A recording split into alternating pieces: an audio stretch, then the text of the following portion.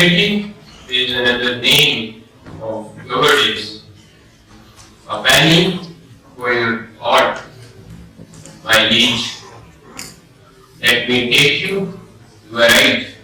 Go, have a seat. Our venture starts. 7th Muharram, the show of incompetence begins. An army of 60,000 marching to vanish its opponents of 72 moral man. Sun scorches the sand, shutting the waters down. In pain, the warrior of fate stood, merciless hearts of stones, butchering the family right in front of their eyes, just to shut the mouth of legends. Options provided, fight or break. Morality stand firm. The hero, the avenger of Islam, gets his throat slit, his head hung on the spear for the sake of his morality. Not enough. Let me take you to the right. 1400 years ago, the castle of heaven, the hub of defilements and conspiracies, stand firm as embodiment of morality. A man arose, master of morality, Hazrat he put the foot over their heads, just to show his morality, which wants me to narrate my stance that morality is not cowardice, that morality is not cowardice.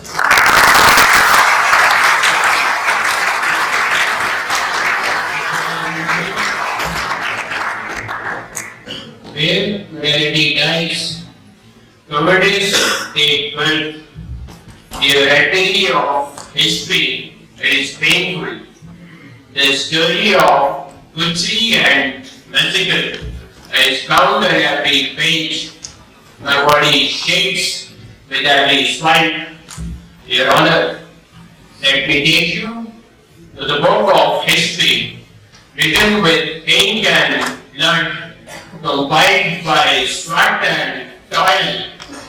Open it, read it. 712 the mighty fighter had been conquered.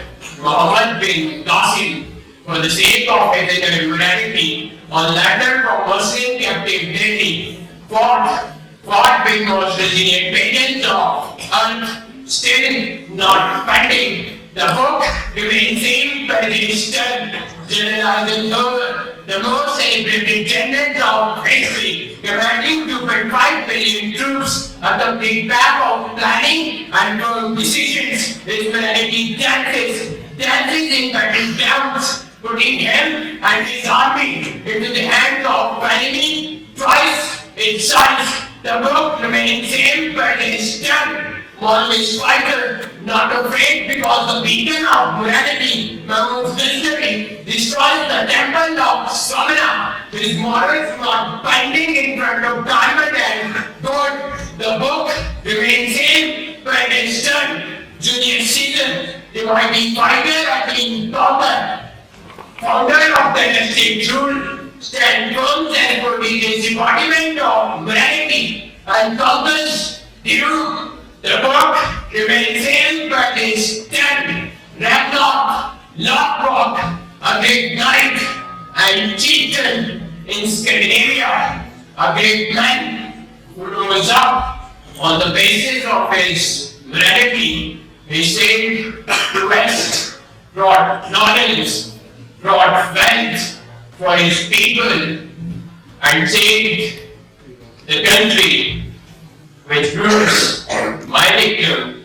The fate turns the table, the nature takes my side, breaking the bones of cowardice. That morality is not cowardice.